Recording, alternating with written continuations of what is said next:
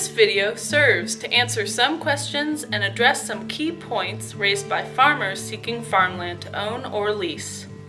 Here is some real-life experience for those hoping to farm and looking for practical advice before getting started.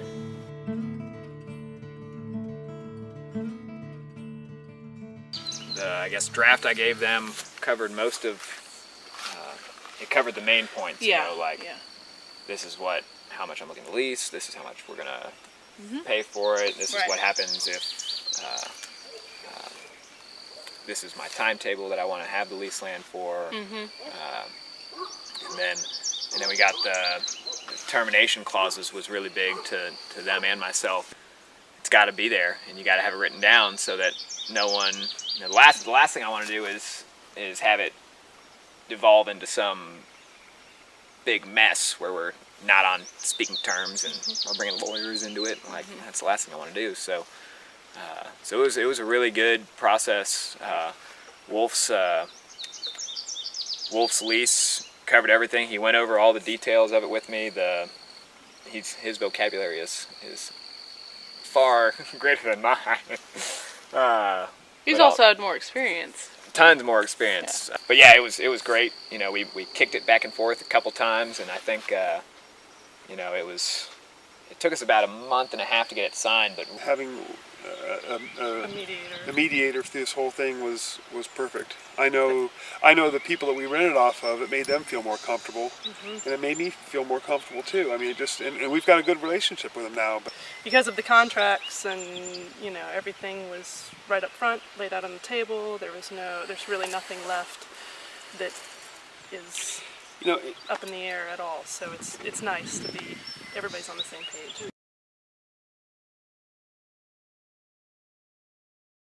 So I know that I don't want to go to a bank and take out a huge loan for land that I may not know how to manage well, and so by leasing land, especially as a young farmer with very little capital, that lease land is incredibly cheap. It's especially in western North Carolina, it's a leaser's market for sure because land prices are absurd.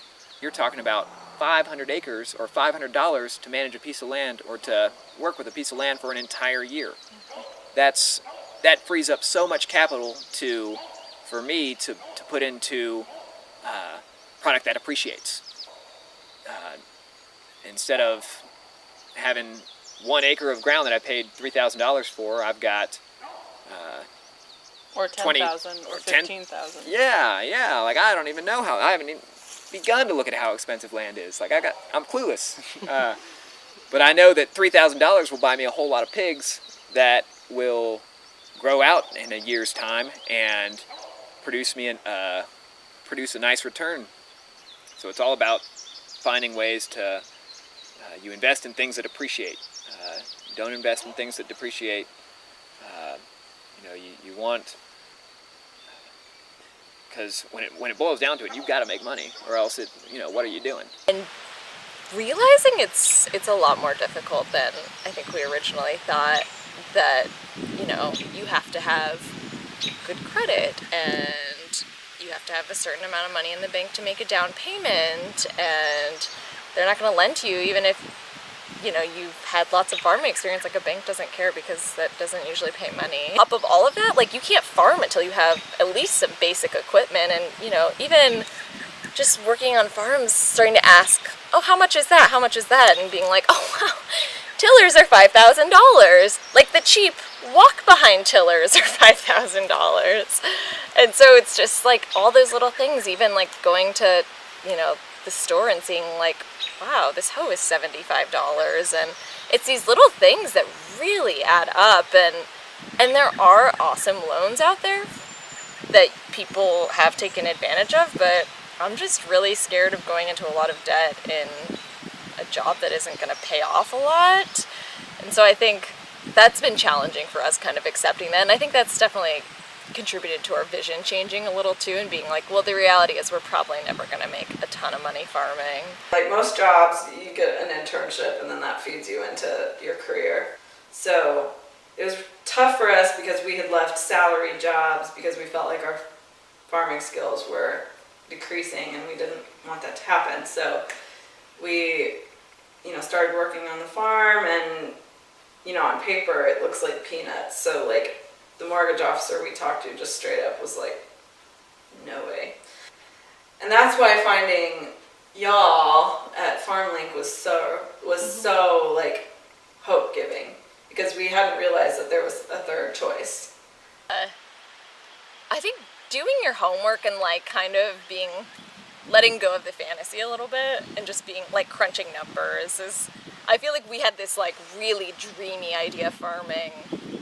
And even like I had farmed like hardcore, not sleeping, working nonstop farms, and still loved it, but didn't realize the numbers side of things as much. And so, I think the best thing you can do is, first of all, work on a few farms, and then ask them for their numbers and see how things add up for yourself too, in your area and your demographic, and kind of seeing like, does this make sense at all? Because I think sometimes the answer is no, and then it's like, it doesn't mean farming's not for you, but it's like finding your niche and finding your path within that world, and that could change a lot just based on what's available and what your financial situation is.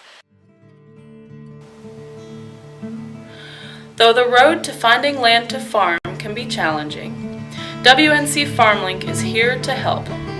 At FarmLink, we carefully review our database of landowners and farmers to ensure an appropriate and lasting match is made through a vetting process.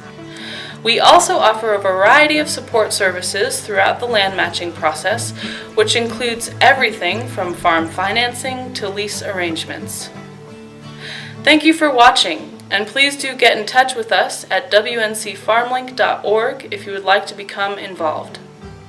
I'm sorry, there's like 2 bunnies over there. They're so cute. Look at that soil. Just like grab it. And it smells really good. Yeah, this is some good ground. And there's not nearly as many rocks in western North Carolina as there are in the Ozarks. So digging holes is no problem at all.